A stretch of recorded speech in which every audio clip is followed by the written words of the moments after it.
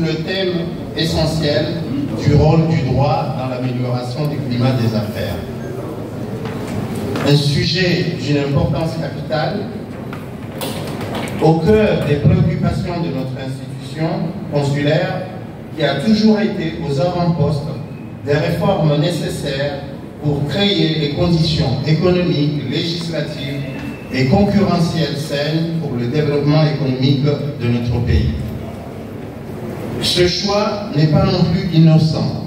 C'est le prélude du premier forum du dialogue public-privé invité par le chef de l'État, M. Azali Assoumani, prévu ce mois d'octobre et dont le débat portera entre autres sur l'environnement des affaires.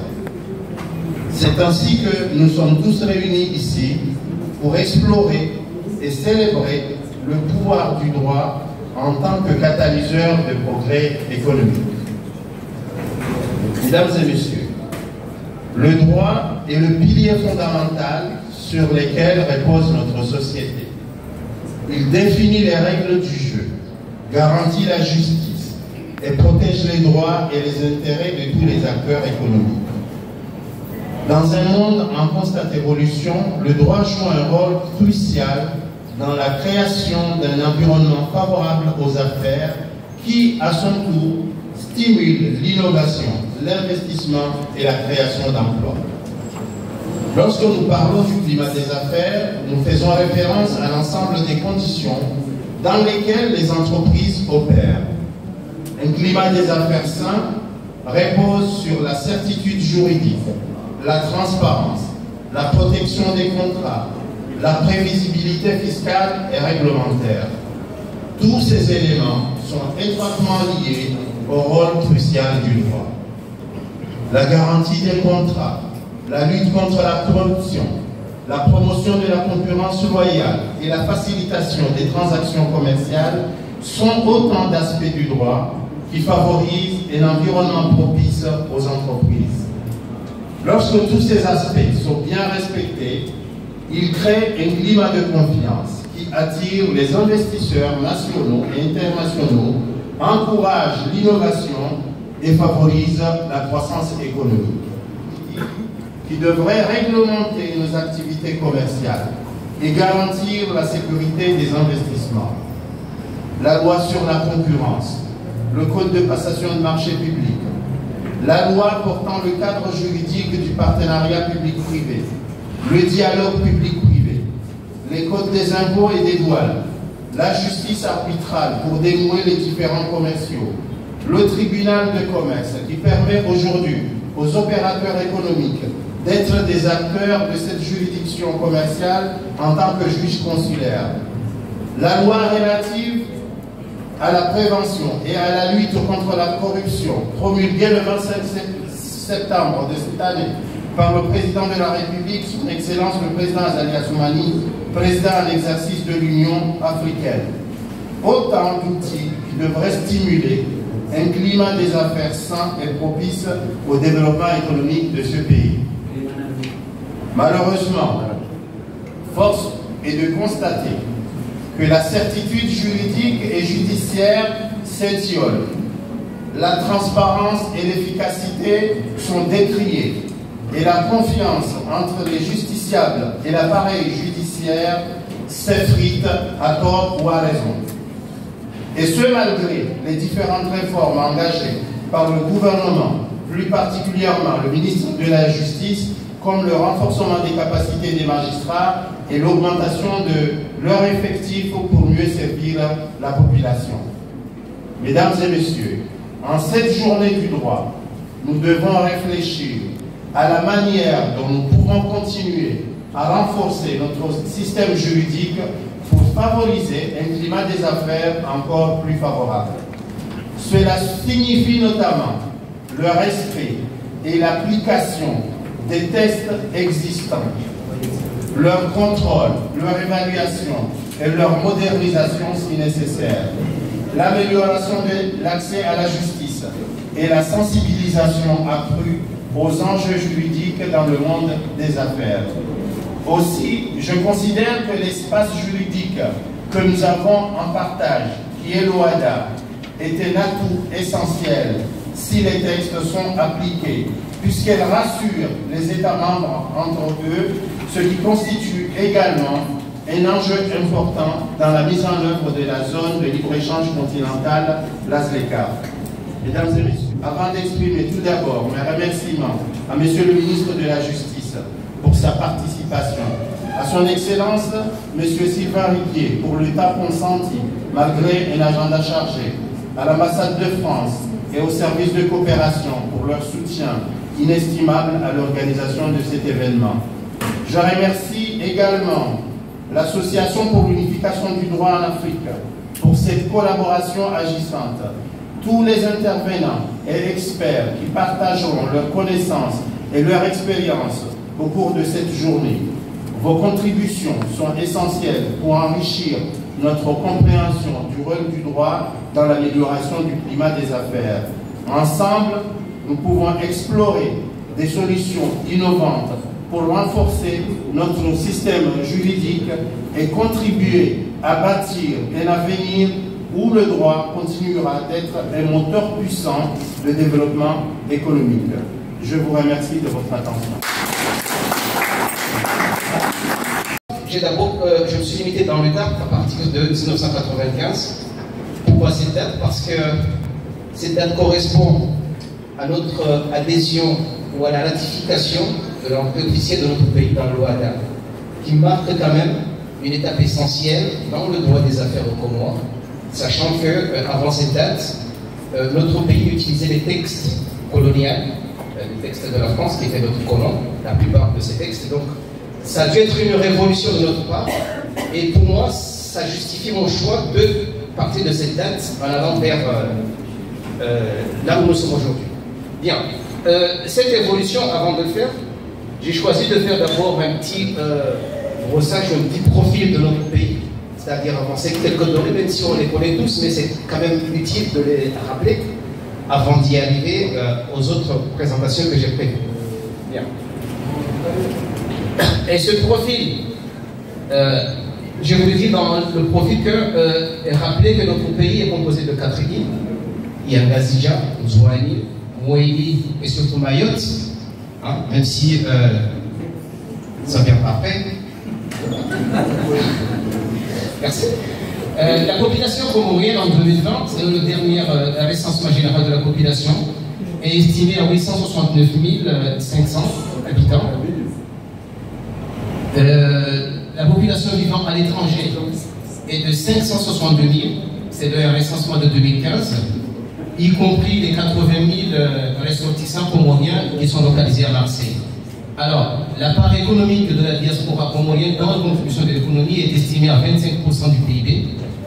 On a en 2021, selon les données de la Banque centrale, relayées par la Banque mondiale, un taux de croissance de 2,2, avec un taux de chômage de 9,1%. Dans la population active en 2021. Alors, pour ce qui est du classement de notre pays, dans le dernier classement Doing Business, il était de 160e sur 195 pays en 2020. C'est le dernier recensement, le dernier classement de Doing Business. C'est que Doing Business était le paramètre international qui classait tous les pays. En 2018 et 2019, on avait atteint le niveau de 154e. Sur 195, on était quand même parmi les 10 premiers pays les plus rénovateurs ou les plus qui amélioraient le plus en Afrique. Mais ça a connu une chute à cause des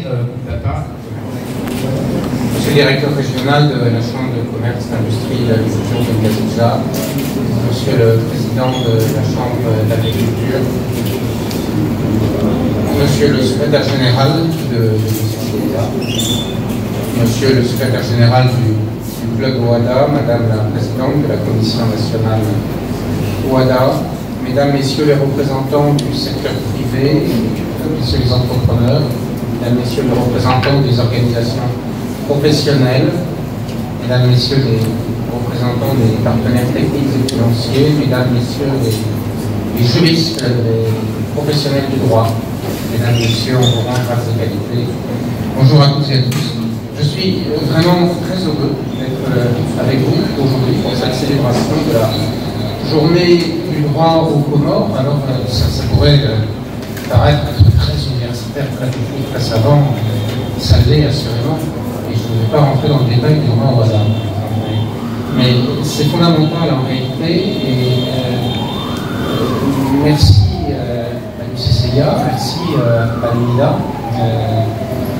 oserais-je dire nos partenaires de jeu finalement, autour d'un thème qui m'est très cher, mais qui nous est surtout collectivement très cher, je crois, qui est le climat des affaires, qui est évidemment essentiel. Donc je salue vraiment cette initiative conjointe de la Chambre de commerce, d'industrie, d'agriculture, de l'UNASIJA, de l'UCCIA et de l'UNIDA, l'association pour l'unification du droit en Afrique. Merci aux intervenants qui m'ont précédé d'avoir clairement cerné, je crois, la problématique qui nous réunit aujourd'hui.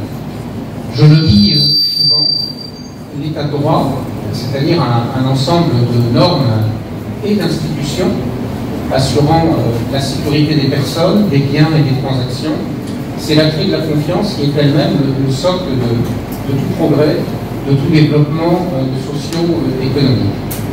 Clarté de la norme, clarté des processus, confiance dans les institutions chargées de les mettre en œuvre, confiance dans les mécanismes de résolution de conflits, dans leur professionnalisme, dans leur célérité, leur équité, dans leur attachement à appliquer équitablement une règle commune. Tout ça est absolument essentiel et en réalité c'est un processus constant ici comme ailleurs, partout dans le monde. L'appartenance des Comores à un ensemble juridique supranational comme l'OADA, comme l'organisation pour la venue de nouveaux investisseurs, attirés par les multiples opportunités qu'offre l'Union des Comores.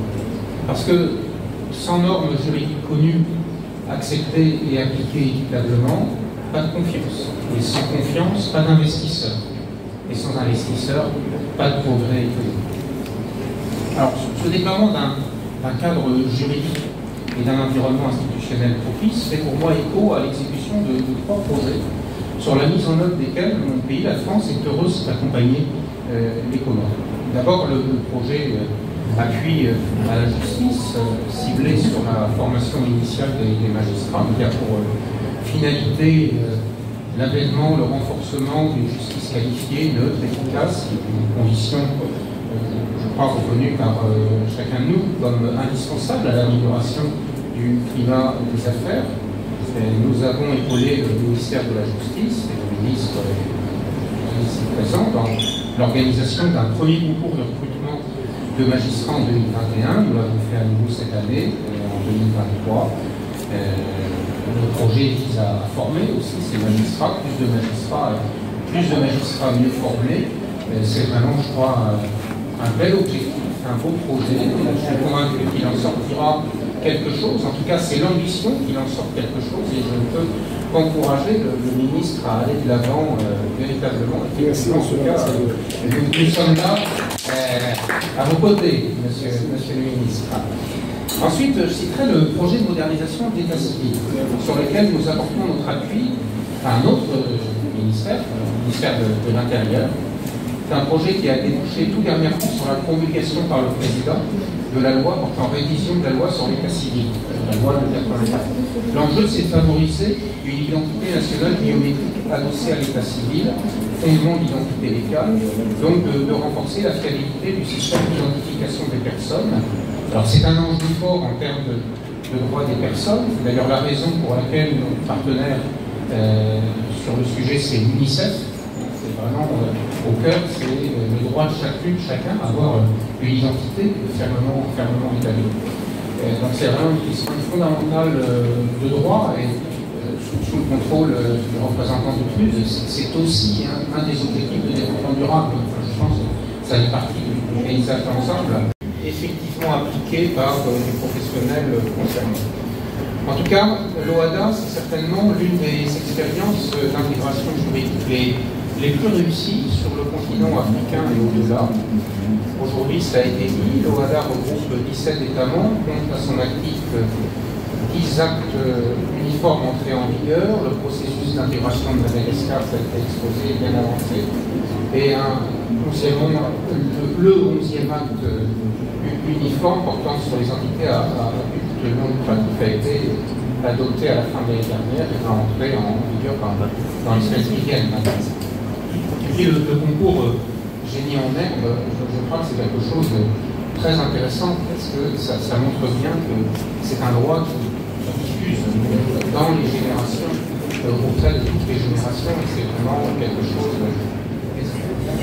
Alors, la question de l'articulation de ce droit commun en matière commerciale avec les autres ensembles régionaux auxquels appartiennent les Comores, je pense bien sûr en premier lieu à la CECAF, et j'imagine encore à construire, et je ne vais pas m'aventurer au-delà, mais je n'ai aucun doute sur le fait que toutes ces mises en cohérence se mettront en place. Et puis les Comores, ça a été dit, disposent de textes nationaux afin de permettre des conditions favorables au développement des activités économiques et à l'investissement local. Je ne vais pas reciter ce qui a été dit. Nous pouvons, je crois, que nous réjouir de la promulgation il y a quelques jours, le 25 septembre dernier, sauf erreur de ma part, par le président Azalia Soumani, de la loi relative à la prévention et à la lutte contre la corruption.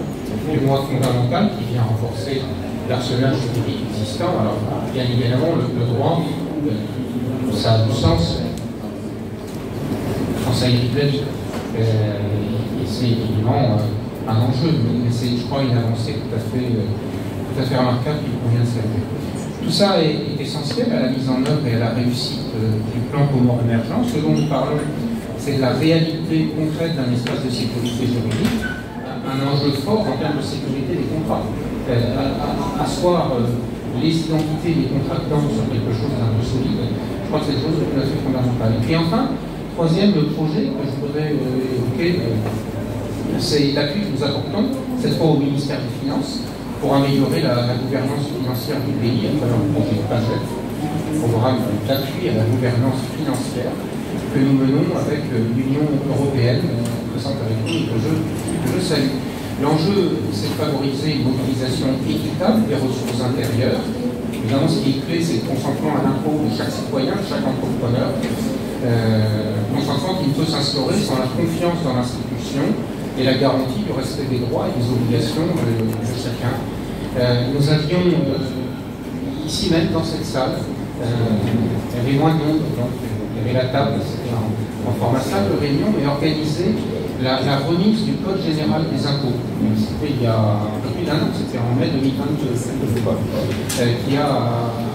qui visait à illustrer le caractère accessible, opposable, clair, un droit fiscal effectif partagé par tous. Voilà, voilà rapidement trois projets concrets, parce que le droit vaut s'il est mis en œuvre, s'il est mis en œuvre effectivement et totalement. Ça, c'est d'ailleurs l'état de droit, bien sûr, c'est des normes, mais c'est aussi des institutions. Voilà, je clôturerai mon propos en soulignant que le droit, outil pacifique, le règlement des différends est au cœur de nos rapports sociaux, et je crois qu'il est aujourd'hui plus que jamais le garant de la paix et des valeurs universelles auxquelles nos deux pays sont, je crois, profondément attachés. En tout cas, je suis patient d'écouter les panélistes qui ont bien voulu mobiliser leur expertise pour cette journée du droit et de prendre part, si je peux, aux échanges qui suivront avec toutes et tous. Vive le progrès social et économique par le droit et avec le droit. Vive les Comores émergentes. Vive la coopération entre la France et les Comores. Je vous remercie de votre attention.